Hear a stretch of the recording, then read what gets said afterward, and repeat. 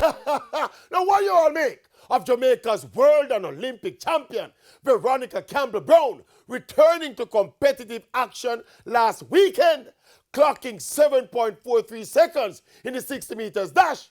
VCB, of course, is now 38 years old and must be one of many veteran athletes eyeing a last hurrah at the Olympic Games in Tokyo, postponed from last summer to this summer.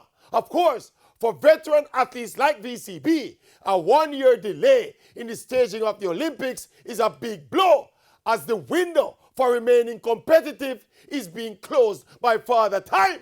Credit to VCB, she seems fully locked into making one more appearance on the big stage. And for sure, the risk is clear. An icon like VCB hanging on too long, to the point where every little Jane Doe on the block starts to beat her. That is a clear and present danger.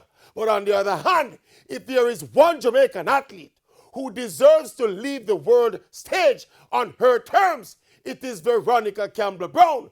For all those years when VCB almost single-handedly carried Jamaica's female sprinting. So VCB, do your thing. You have earned the right to run. Did you hear a voice say? Run no more!